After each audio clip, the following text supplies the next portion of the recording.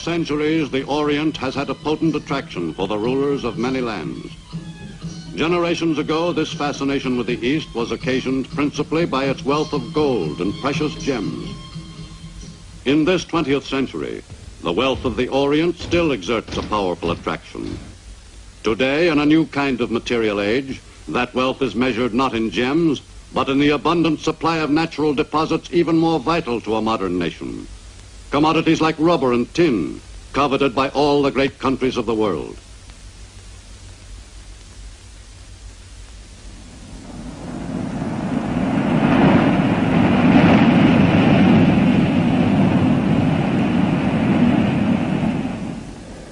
In Washington, in March 1935, an important new chapter was begun in the history of a group of 7,000 islands, lying some 10,000 miles away in the Pacific.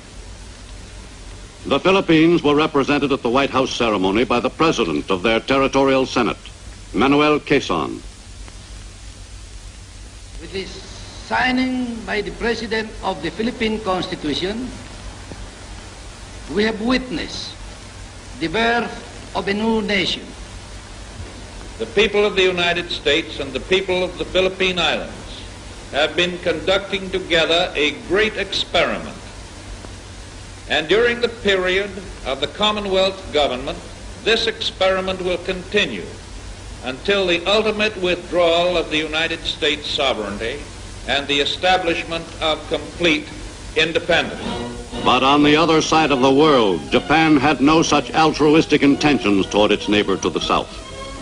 During the 1930s, the Japanese were preparing for the day when they would take away independence, not grant it.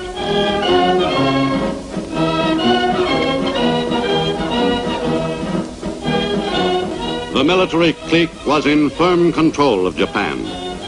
Steeped in the tradition of such military heroes as Admiral Heihachiro Togo, who had annihilated the Russian fleet in 1905, the military forces grew increasingly strong and assumed a more and more dominant position in the public consciousness. It was considered a high honor to serve in the armed forces and thereby become dedicated to the glory of the emperor and the imperial power of Japan. Japan's chauvinism was nurtured by the spreading of the concept of the divinity of the Japanese islands and of the Japanese people. Among the military, Japan's dreams of power were considered to be inspired by the gods.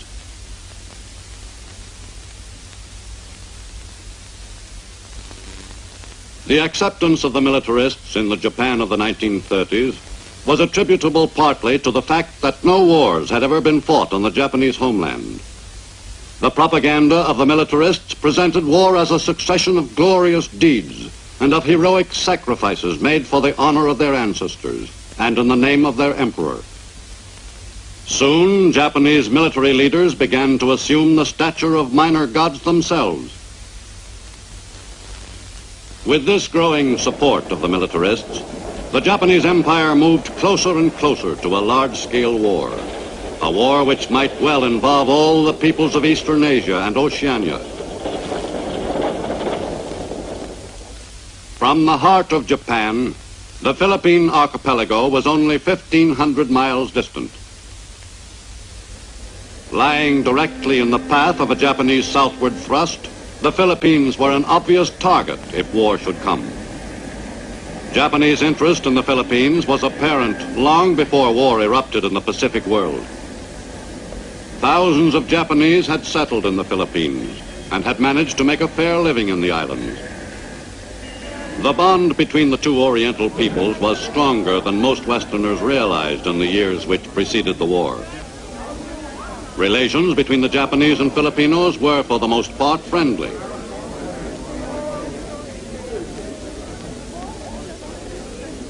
In many ways, the Japanese contributed to Philippine development. They conducted experiments in the planting and cultivation of abaca, from which hemp is made.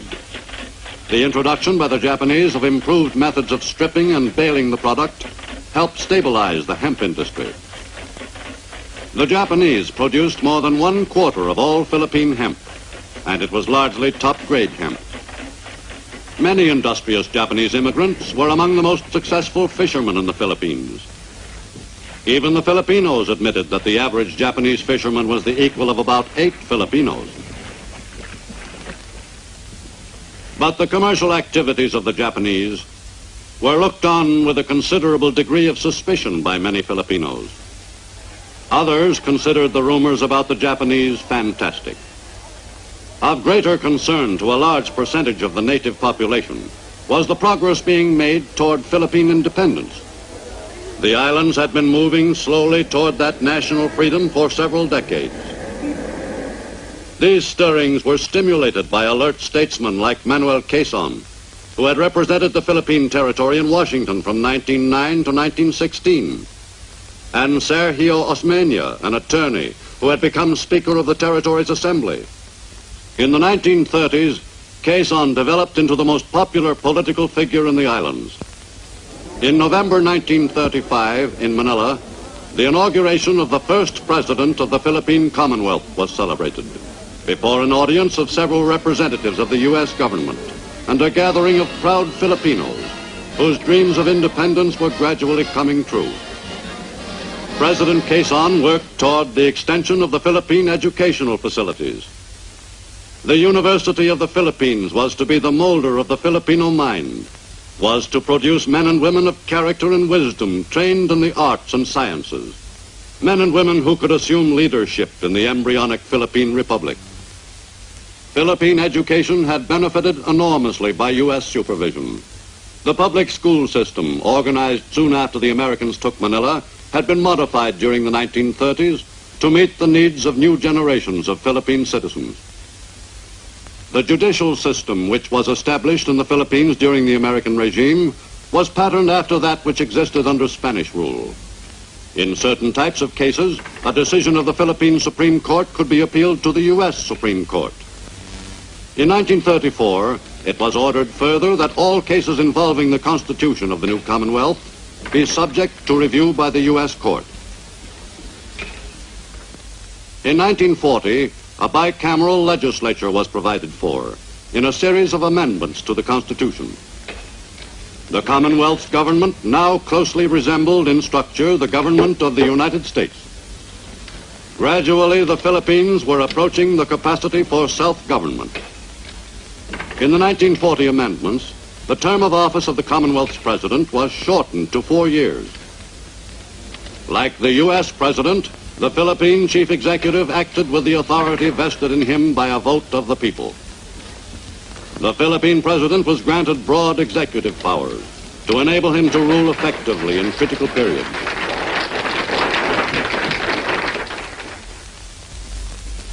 But Philippine capabilities for defending the islands throughout the 1930s were slight indeed. Filipinos were thrilled by parades and martial music. But even in 1940, the Commonwealth president was openly pessimistic about the country's ability to defend itself successfully against a strong aggressor. The Philippine Army was being enlarged by some 40,000 conscripts a year. But at that rate of expansion, the desired strength of the Philippine Reserve, 400,000 men, would not be achieved until 1946. In 1940, there were some 6,000 Philippine scouts on active duty in the pay of the U.S. government. In this service, Filipino enlisted men served principally under American officers in a specially created unit of the U.S. Army. The most adept Filipinos graduated from the ranks to the status of commissioned officers in this highly efficient branch of America's military complement in the islands. At the head of the Philippine forces as Field Marshal since 1937, General Douglas MacArthur was placed in command of the combined Philippine and U.S. forces in the Philippine Islands in July 1941. The creation of this command by the U.S. bolstered the confidence of the Philippines in America's intentions toward the islands. Philippine cadets, modeled on the West Point product, cut an impressive figure in the waning months of 1941. The military academy men were well disciplined and well trained in the essentials of their profession. But for the defense of the Philippines, most of the manpower would be drawn from the reserves. In 1941, the reserve force numbered some 130,000 men. But they were still not completely familiar after 5 months of active training with the weapons and techniques of modern warfare.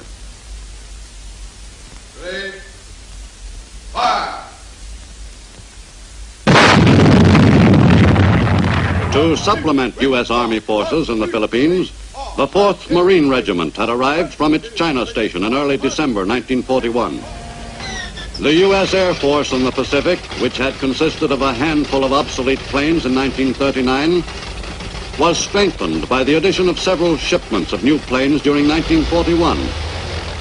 For the defense of the islands in the fall of that fateful year, the U.S. Far East Air Force had 123 aircraft in operating condition, 33 of them bombers. Naval bases in the Philippines were far from adequate for defense needs. Cavite on Manila Bay could not have serviced a wartime fleet. Although this Navy yard served as home base for the U.S. Asiatic Fleet in late 1941, it was generally considered to be insecure in the event of war with Japan. As the situation grew more threatening, the men of the Asiatic Fleet prepared for the moment when their presence in the Orient would assume far greater importance. For if a major war in the Pacific were touched off, it was readily apparent that that war would be to a great extent a naval war. Whether the U.S. Asiatic Fleet could hold its own in Far Eastern waters against a large enemy force was debatable, but the men stationed at Cavite were determined to give it everything they had.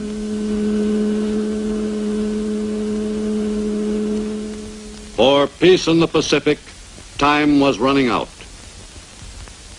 Early on December 8th, Japanese pilots prepared to take off for the glory of the Emperor on the strikes which would plunge the Pacific world into a catastrophic war.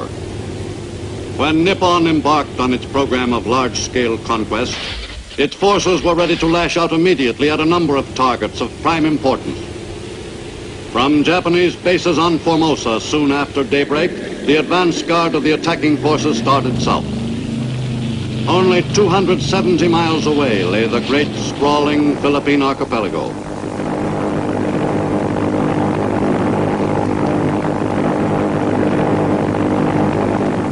The attack plan called for strikes against a number of U.S. airfields scattered throughout the island. As the planes flew southward on their mission, ships of the Imperial Navy were already moving in the same direction. The Japanese had assigned an overwhelmingly strong fleet of warships to the operation, just in case U.S. naval units should elect to contest the Nipponese invasion of the Philippines. But the Japanese attack force was not challenged. In those early moments of World War II in the Pacific, it seemed to the men of the assault groups that a Japanese victory would surely come to pass. For this was the moment they were convinced that Japan was destined to succeed in the divinely inspired plan to rule the earth. Any nation which opposed the expansion of Nippon must be dealt with by the forces of the rising sun. How unfortunate for the enemy that he should be foolish enough to oppose the Emperor's warriors. In little more than 12 hours, the invasion of the Philippines would be launched. Japan's program of conquest had been set in motion. The fate of the Pacific world was in the balance. The Japanese invasion of the Philippines was conducted on schedule. The first landing was made on December 8th, and during the 2 weeks following, beachheads were successfully secured at 6 points in the archipelago. The Nipponese assault troops had been well prepared for this kind of campaign. On Luzon, the principal island, the strategy called for the forces which had landed at several points to drive toward Manila and seize that objective. The main strength in that push was provided by the assault group which invaded the island at Lingayen Gulf, 110 miles from Manila, across central Luzon.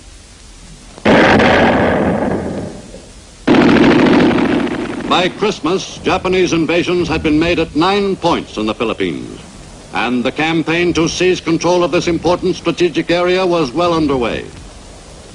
After a thorough softening up process, the invaders pressed onward toward Manila, and what they hoped would be a quick victory on Luzon. During the first weeks of fighting on Luzon, the Japanese steadily reinforced their original assault units. As 1941 neared its end, the Japanese were succeeding in closing in on Manila from 2 directions. The Japanese plan for choking off the Philippine capital was working perfectly.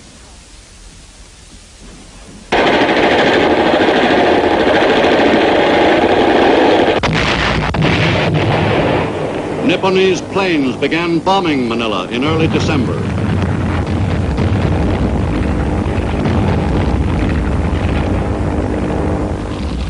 The air attacks continued as the invading ground forces drew closer to the Philippine capital.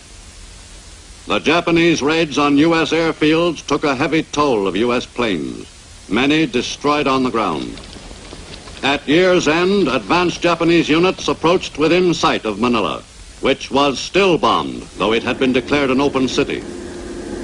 In little more than 3 weeks, the spearhead of the Japanese ground offensive on the capital had driven within striking distance of the objective. Evacuated by its defenders, Manila was the invaders for the taking. The Philippine capital passed into the hands of the enemy on January 2nd, 1942. The Nipponese claimed they were liberating the island, but most Filipinos scarcely considered it liberation. Japanese propaganda units went into action at once, spreading the doctrine of Asia for the Asiatics. Are we not all of the Far East, they asked? The advantages of life in the greater East Asia co-prosperity sphere were dinned into the consciousness of Filipinos of all ages. Mga kababayan, ang mga Hapon ay hindi nating kalaban. Some Filipinos helped the Japanese in their campaign. In Manila's streets, Filipino collaborationists spoke to their countrymen in Tagalog, a Philippine native tongue. The conquerors blamed the Philippines' troubles on the U.S. But their campaign was not an overwhelming success. Most Filipinos remained unconvinced. They remembered the story of Japanese rule in China and Manchuria. The greater East Asia propaganda continued throughout the occupation, but it needed strong backing. In mid-March, with the enemy in control of almost all of Luzon, General Douglas MacArthur, the American commander, left the island on orders from Washington and assumed new duties in Australia. The general arrived on the down-under continent to take over the preparations for mounting an offensive against the enemy at the earliest opportunity. The general's family, part of the small group which had made the hurried journey from the Philippines, remained as close to him as his military associates during those trying wartime years. This was only the first stop in a series of moves which would eventually lead the MacArthurs north again. The early months of 1942 were decisive ones for the U.S. The new commander of the Southwest Pacific Theater, General MacArthur, began at once to supervise the buildup of an offensive force. And the people of Australia were heartened at this evidence that the U.S. planned to build up its military strength in Australia. The presence of General MacArthur had a reassuring effect on all Australians, including the Prime Minister himself. In Manila, the start of the Japanese occupation was celebrated by the invaders with a parade through the center of the city. The seizure of the Philippine capital gave the Nipponese more satisfaction than most of their other conquests. Most gratified of all was the Japanese commander, General Masaharu Homma, to whom this day was one of the most memorable of his military career. General Homma would have found it hard to believe that this city, whose people regularly paid him deference on Japanese proclaimed holidays, would 4 years later be the setting for his execution for war crimes. But during early 1942, it was hard for the Filipinos to see beyond the Japanese occupation, to visualize their country again free from the yoke of the conqueror. Under Japanese rule, some Filipinos openly collaborated with the invaders. A few of these opportunists, striving for favor with the conquerors, had held important posts in the government of the Philippine Commonwealth before the fall of Manila prompted them to become Far Eastern quislings. Most active of the Filipino collaborationists was Jose Laurel, former Associate Justice of the Philippine Commonwealth Supreme Court. Laurel became a spokesman for the Japanese, and for his labors was subsequently rewarded by being made puppet president of what the Japanese euphemistically termed the Independent Republic of the Philippines. Soon after the invaders gained control of most of the Philippines, the produce of the country attracted their attention. a program of systematic looting of the island's products began. The new rulers appropriated everything they wanted, including vitally needed stores of rice, tinned foods, and cotton. In the tradition of aggressors throughout recorded history, the Japanese seized everything which might prove of any value to them and deprived the inhabitants of the produce of their country. Japanese greed in the confiscation of Philippine goods provided an effective contrast to the high-sounding promises the invaders had made to the conquered nation. The greater East Asia co-prosperity sphere worked in only one direction. In late April 1942, Corregidor in Manila Bay was the last outpost to resist the Japanese invaders of Luzon. For almost a month, the Japanese bombarded the island fortress with every weapon at their command.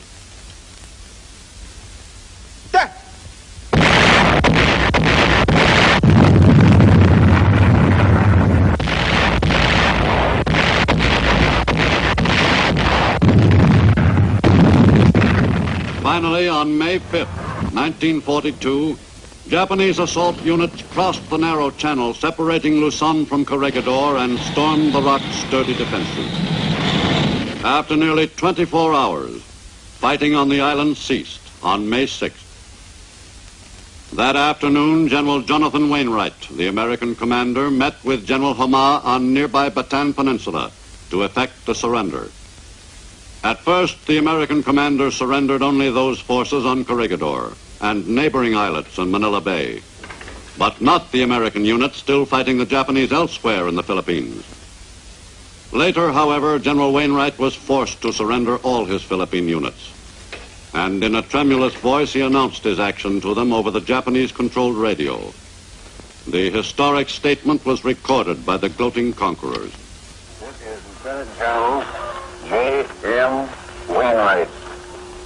To put a stop to further useless sacrifice of human life on the fortified islands, yesterday I tendered to Lieutenant General Conway, the Commander-in-Chief of the Imperial Japanese Forces in the Philippines, the formal surrender of all American and Philippine Army troops in the Philippine Islands. This decision on my part, it was realized, was forced upon me by means entirely beyond my control. General Homa, the Beast of Bataan, soon set out to visit the scene of the epic battle for the island fortress. After a difficult campaign which had lasted 5 months, the invaders had finally succeeded in overpowering the remnants of the American Luzon force. The final battle had been one of the most bitterly fought defenses in history. The victorious Japanese inspected the area with interest. The valiant stand made by the U.S. 4th Marine Regiment, with a mixture of soldiers, sailors, and Filipinos attached, will never be forgotten by the Japanese who participated in the battle for Corregidor.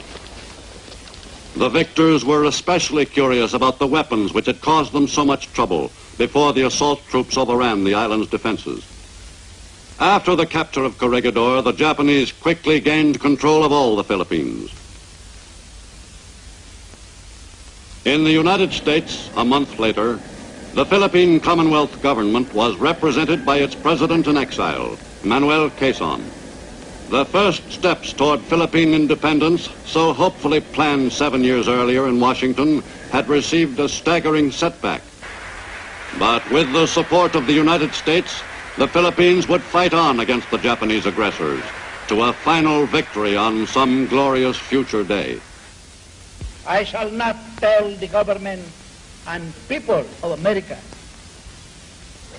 what they should do by us in the days to come. Ruin and destruction have neither daunted our spirit nor lessened our faith in America. During early 1942, the toughest job the U.S. faced was containing the Japanese overwater advance.